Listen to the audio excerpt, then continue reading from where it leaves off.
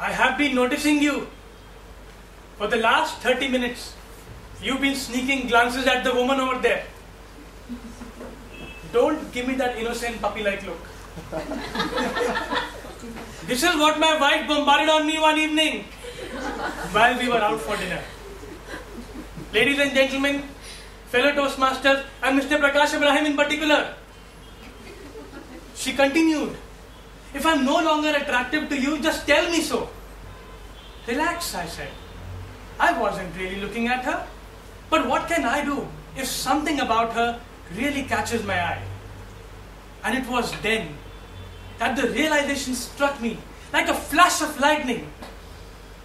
Friends, did you know there is a fundamental difference between the eyes of men and the eyes of women?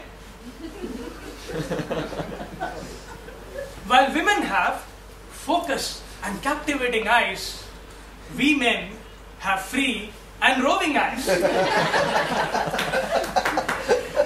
Men have eyes that just cannot resist from taking a direct or an indirect look on any well-presented woman around us. It doesn't really matter whether she's 20 years younger or 50, whether she's out of a grocery store or a wedding party, whether she's dressed in a sari or completely something off the fashion TV. You know why? Because this is what happens to the male brain on the first sight of a woman.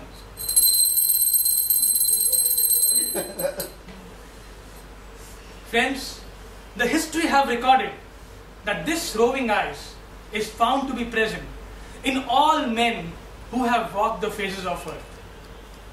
There was only one man who didn't possess the roving eyes. He was Adam. You guessed it. He had no one but Eve to look at. When I remember my high school and college days, all that the boys really wanted to see and look at were girls. Those days, a gang of boys used to hang around near the famous bandstand in Mumbai, leaning against a footpath, waiting in front of it, something like this. Each boy absolutely jobless. Got nothing to do but holding a pack of peanuts in his hand, poking one every 5 seconds.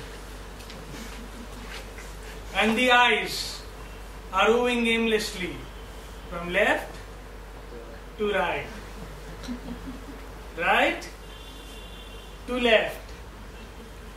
Every 5 minutes or so, a striking young girl used to pass by, and suddenly the whispering used to start.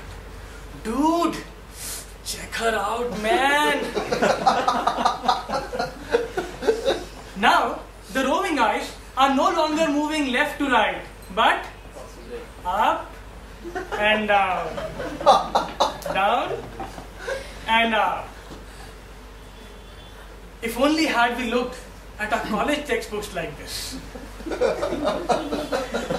Friends, now these roving eyes reach their full potential in the bachelorhood years.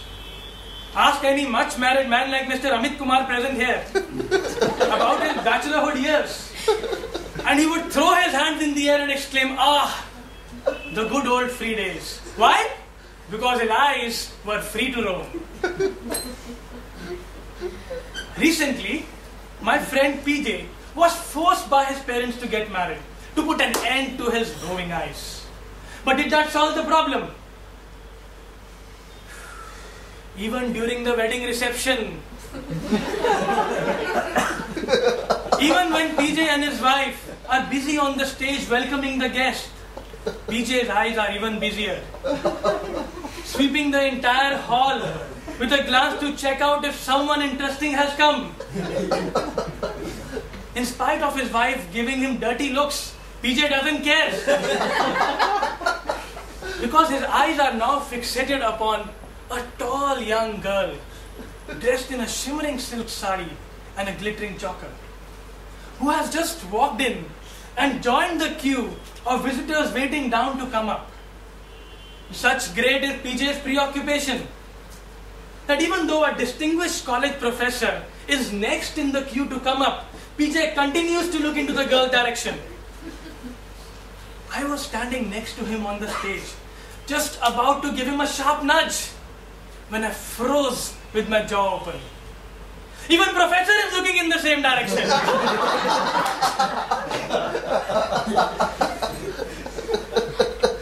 Friends, here's why they say, as far as the roving eyes are concerned, age no bar at all. Young men and not so young men are looking at young women and not so young women. And there are some men who are not at all young, but really young at heart, who often find themselves looking at a beautiful young girl and thinking, I wonder what her mother looks like. Dear ladies in the audience, please do not feel so badly about men because of their roving eyes. Research has proved that more often than not, it is completely harmless. Please try and excuse your husbands and boyfriends regularly if you catch them looking around often. And men, never hesitate to exercise your roving eyes. It is not some kind of a problem. It is your most valuable asset. Oscar Wilde once said, the true aim of a man is to realize his own nature. Remember, opportunity comes by only once. You don't get a second chance to take a first look. So look freely, indulge, and remember the ancient wisdom. For every smart and successful man stands a woman behind him, but for every happy and contented man, there stands a woman in front of him. Madam Toastmaster.